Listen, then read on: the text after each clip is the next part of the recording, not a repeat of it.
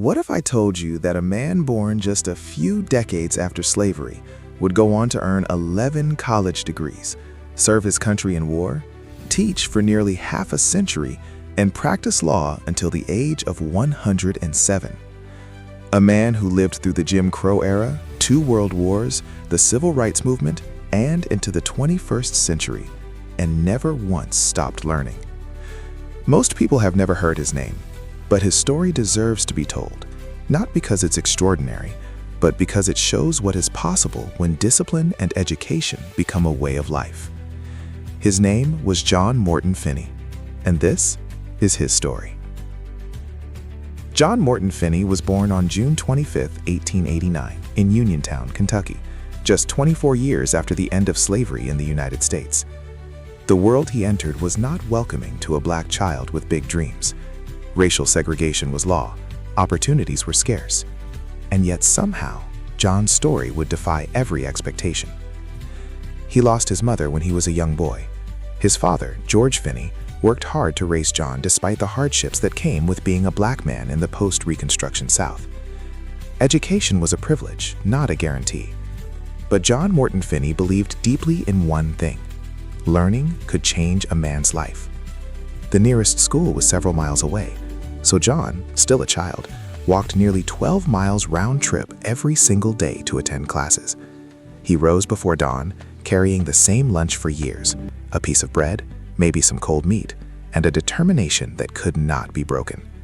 Many children would have given up, but not John. He once said, "If you want to learn something, you have to work for it." And he lived that principle every day. At the age of 22, John's path took a new direction. In 1911, he joined the 24th Infantry Regiment, one of the original units of the famous Buffalo Soldiers. The Buffalo Soldiers were African-American regiments established after the Civil War. They were known for their discipline, bravery, and skill. Yet despite their service, they faced constant racism, both inside and outside the Army. John served in the Philippines from 1911 to 1914. It was there that he began to see more of the world, and to understand that freedom and equality were not evenly distributed. He earned the rank of sergeant through excellence and dedication.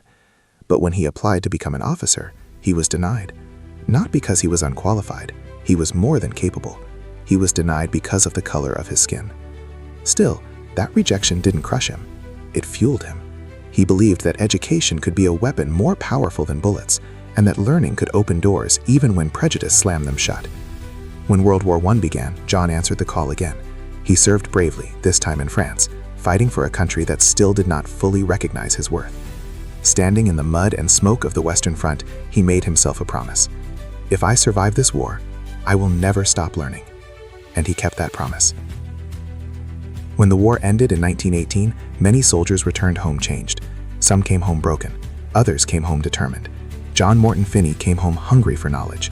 The 1920s were roaring for some, but not for most Black Americans. Opportunity was still limited, especially in education.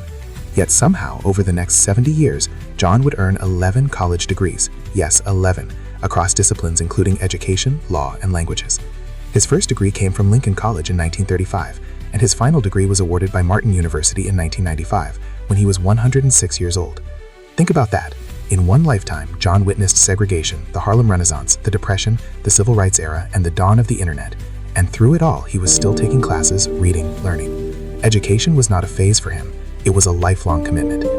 John Morton-Finney became a teacher, not just of school subjects, but of resilience.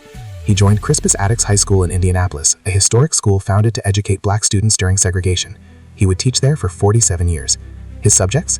Latin, Greek, French, Spanish, German, and even mathematics. He spoke 6 languages fluently. Students said he was strict, but fair. He expected excellence, not excuses.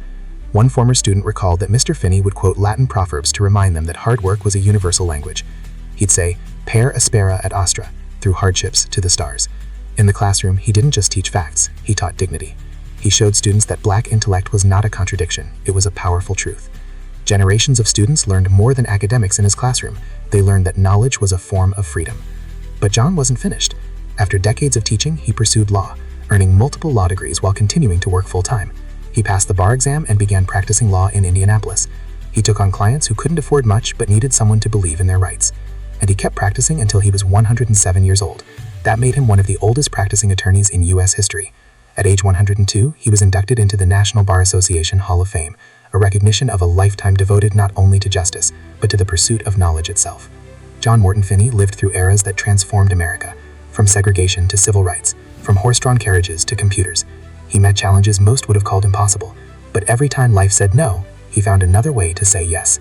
He showed that your background doesn't have to define your ceiling, that discipline can defeat circumstance, and that learning never grows old. In an interview in his later years, someone asked him why he never retired. He smiled and said, "Why should I? As long as I can use my mind, I'll keep working."